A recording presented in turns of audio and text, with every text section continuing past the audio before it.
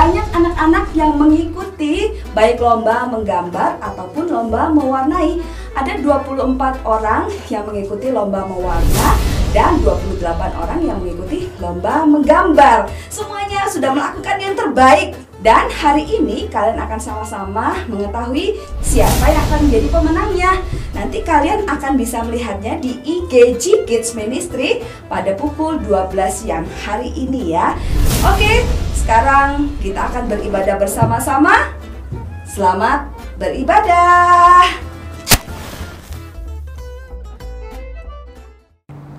Selamat pagi G-Kids, ketemu lagi nih sama Lause. Bagaimana kabarnya hari ini? Semuanya sehat-sehat ya? Gimana sekolahnya, semuanya lancar? Nah, adik-adik, sama-sama kita mau mulai ibadah kita pada hari ini. Yuk, Lause ajak kita untuk berdoa dulu ya. Mari kita berdoa. Tuhan, kami bersyukur untuk segala kebaikan Tuhan dalam kehidupan kami. Kami pada saat ini akan bersama-sama beribadah. Tuhan yang menolong kami, biar kami boleh memuji, memuliakan Tuhan, dan mendengarkan akan firman Tuhan. Terima kasih ya Tuhan, hanya dalam nama Tuhan Yesus kami berdoa dan mengucap syukur. Amin. Lause ngapain duduk di sini? Sedih. Kenapa sedih? Bukannya Lause biasanya yang paling gembira ya? Soalnya udah masuk sekolah. Hah? Masuk sekolah? Bukannya enak ya sekolah? Enak libur. Iya adik-adik, enakan libur ya?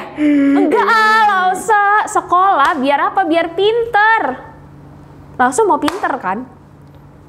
Sedikit. Tapi males. Ya, nggak boleh Lause. Kenapa nggak boleh? Males itu menyenangkan. Ih, adik-adik jangan ditiru ya. Lause harus rajin. Kenapa? Harus rajin belajar, dengar-dengaran sama papa mama, taat.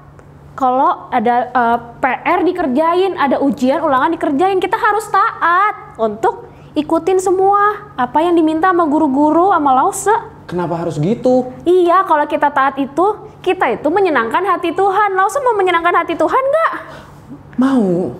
Yuk Lause, kita sama-sama mau nyanyi satu pujian nih. Apa tuh? Pujiannya ini ingatin kita untuk kita selalu taat. Kenapa? Supaya kita tetap terus menyenangkan hati Tuhan. Oh gitu? Yuk, Oke. berdiri. Adik-adik semuanya bangkit berdiri ya. Kita naikkan pujian ini. Susah. Pakai gerakannya Lause. Oke. Biar kita semangat.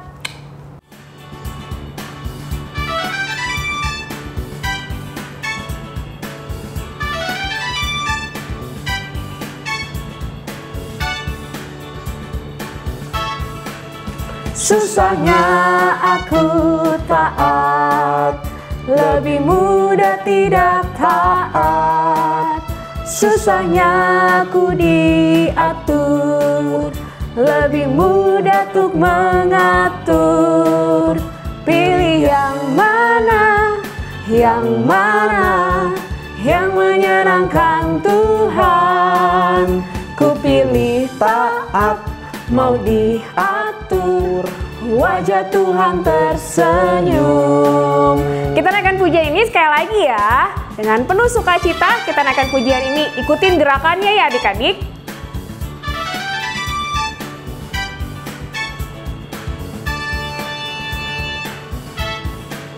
Susahnya aku taat, lebih mudah tidak taat. Susahnya aku diatur, lebih mudah untuk mengatur. Pilih yang mana, yang mana, yang menyenangkan Tuhan. Ku pilih taat, mau diatur, wajah Tuhan tersenyum. Pilih yang mana, yang mana, yang menyenangkan Tuhan. Ku pilih taat, mau diatur, wajah Tuhan tersenyum. Wajah Tuhan tersenyum. Wajah Tuhan tersenyum.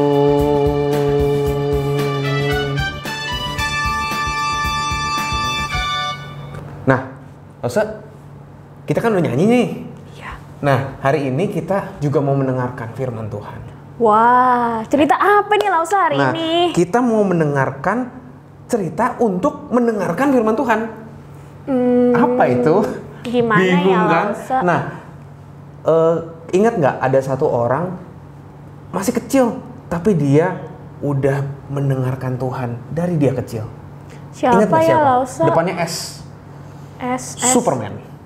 Bukan, tapi Spiderman. Bukan, tapi Samuel. Oh, Samuel. Iya, Samuel itu kan ceritanya dia masih kecil tuh, tapi dia bisa mendengarkan Tuhan. Kenapa? Waktu Tuhan panggil dia, Samuel, Samuel, dia jawab, iya, Wah, Samuel. saya mau mendengarkan Tuhan.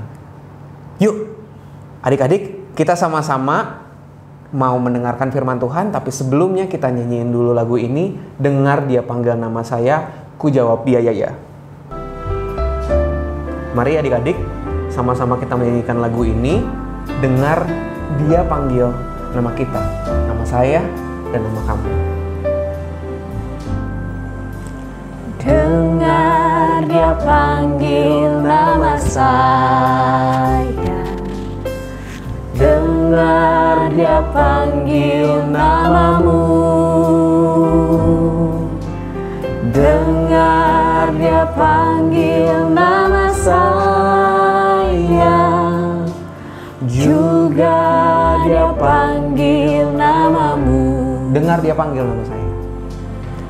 Dengar Dia panggil nama saya, dengar Dia panggil namamu, dengar Dia panggil nama saya, juga Dia panggil namamu. Dia jawab apa? Ku jawab ya, ya, ya. Ku jawab ya, ya, ya. Jawab apa? Ku jawab ya Tuhan, ku jawab ya Tuhan, ku jawab ya, ya, ya.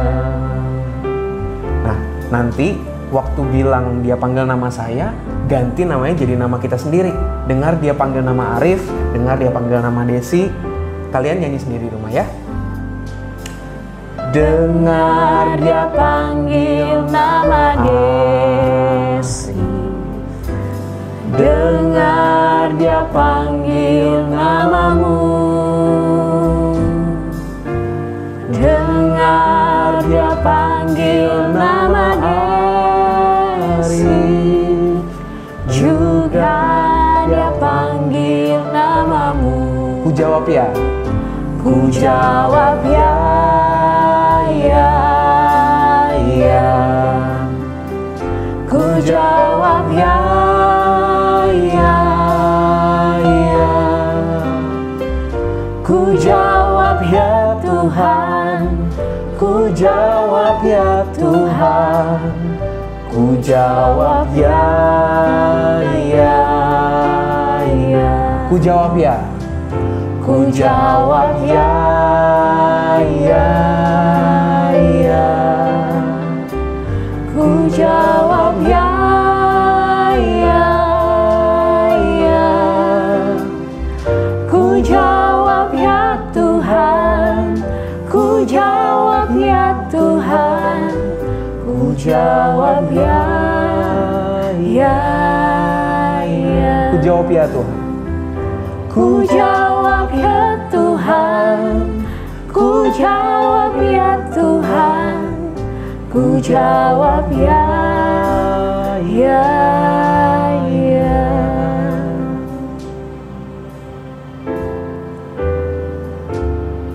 Selamat mendengarkan firman Tuhan.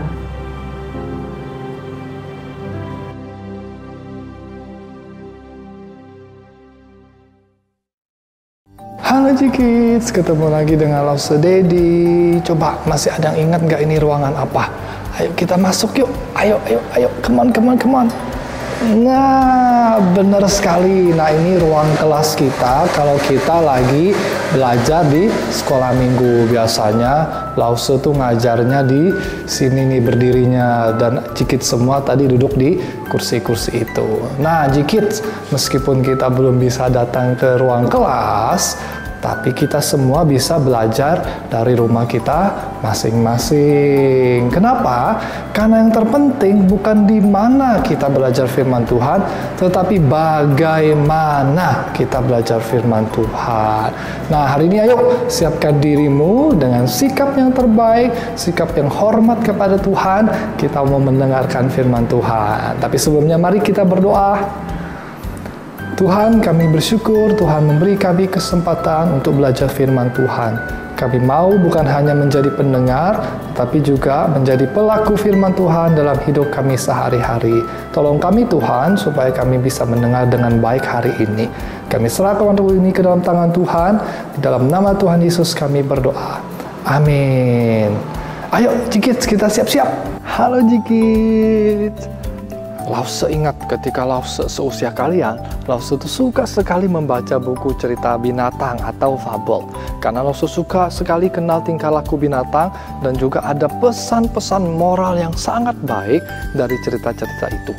Lause jadi ingat, salah satu cerita favorit Lause itu judulnya adalah Kerbau dan Burung Jalak.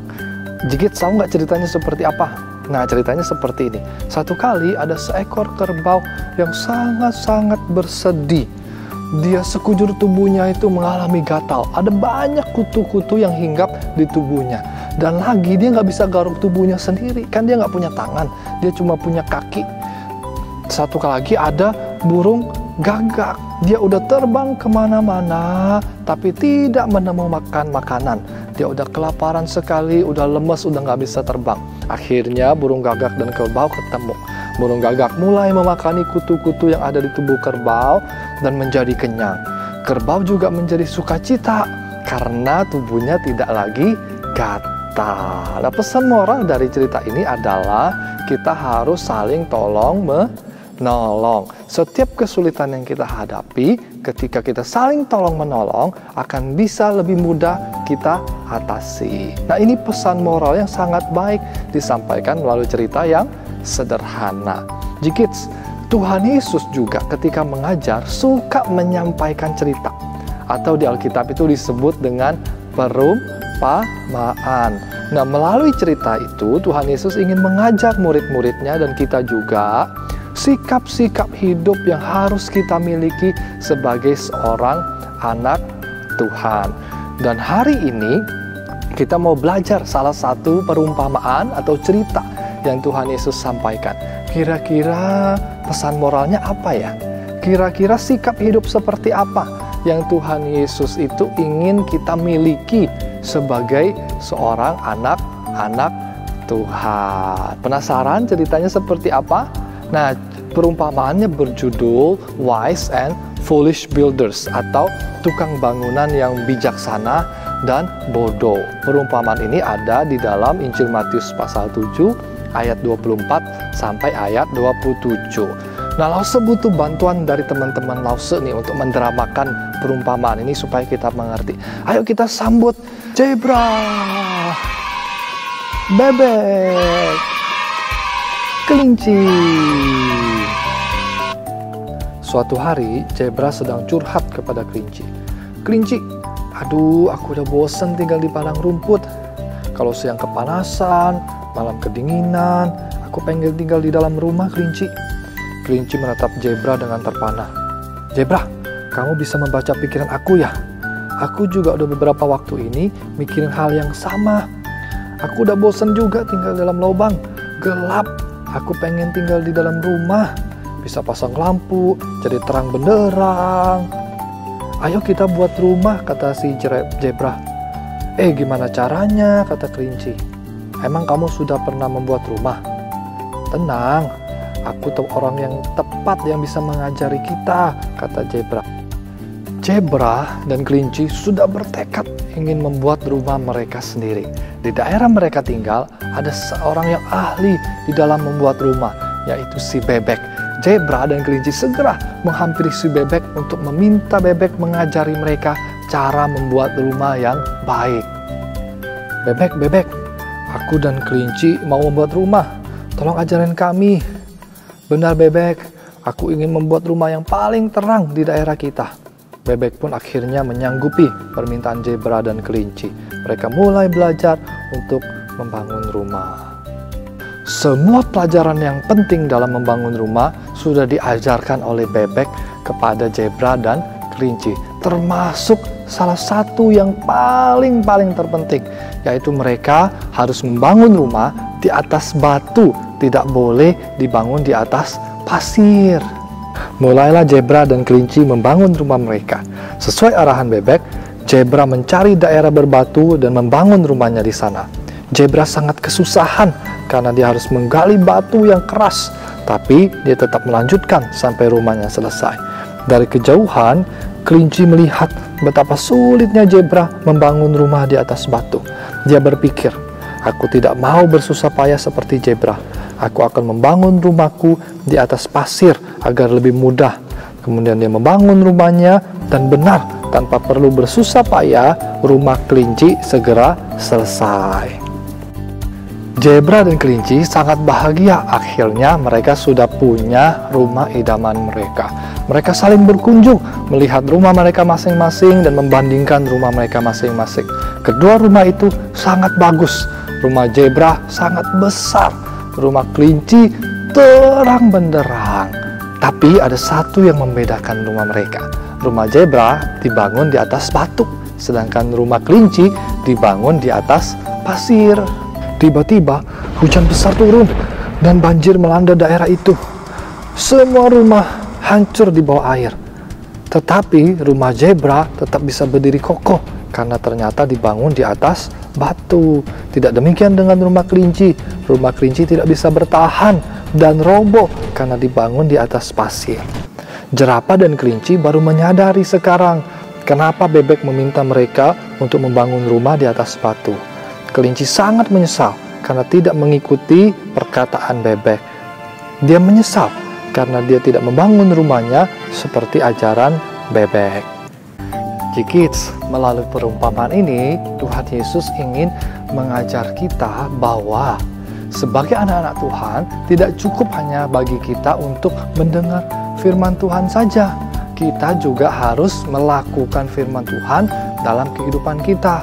Seperti tadi, kelinci, dia cuma mendengar perkataan bebek bahwa harus membangun rumah di atas batu, tapi dia tidak melakukan, sehingga akhirnya rumahnya menjadi roboh dan sia-sia.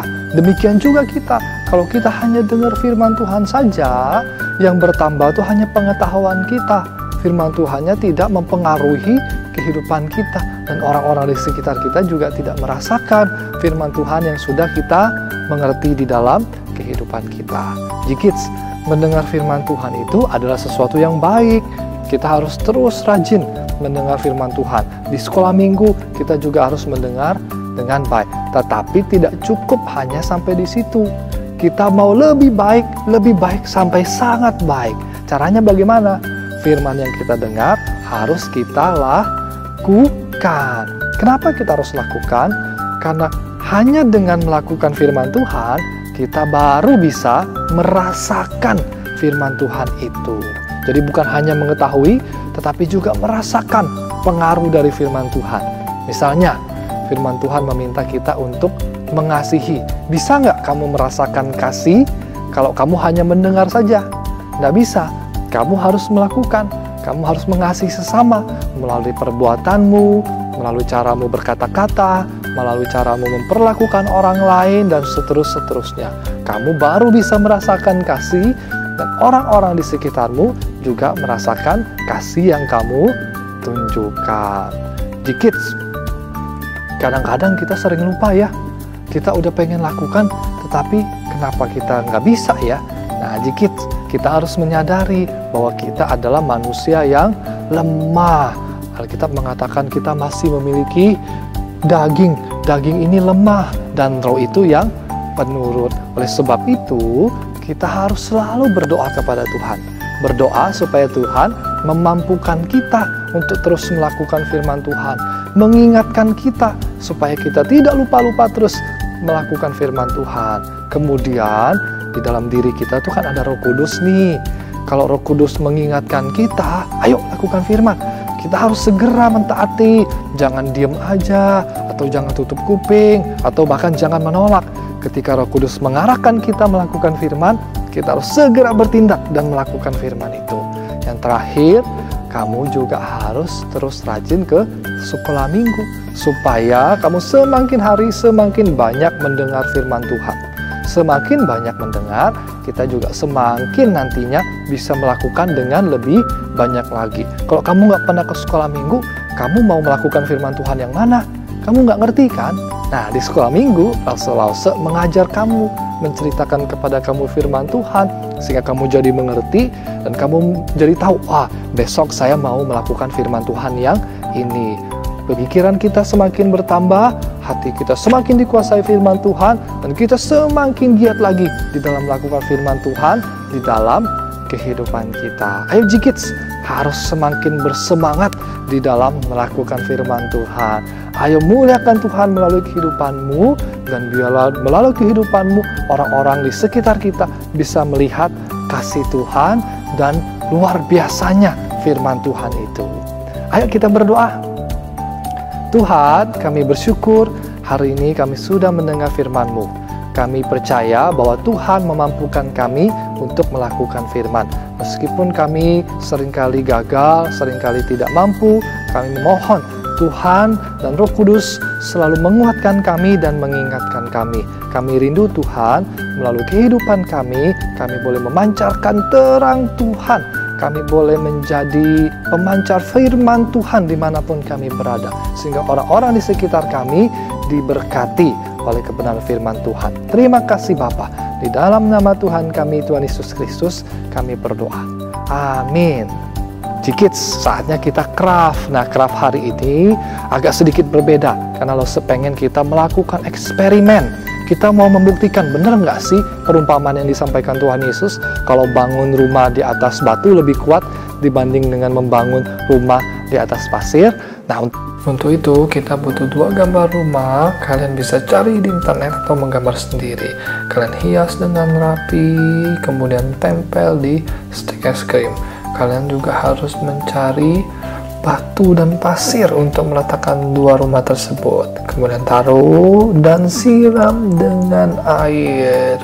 Ternyata benar, rumah yang ditaruh di batu lebih kokoh.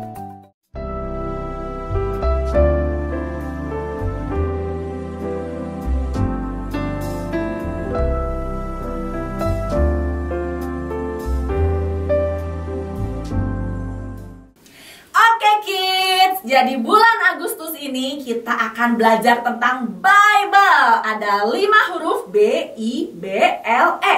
Kita akan sama-sama ikutin gerakannya supaya kita cepat ingat dan bisa menghidupinya setiap hari. Oke, kita mulai dari B yang pertama. B yang pertama adalah best book. Ayo ikutin sama-sama ya. Best book. Yang kedua, I need it. I need it. Bisa? Yang ketiga, B lagi adalah be a good soil. Be a good soil. L yang keempat, listen and do.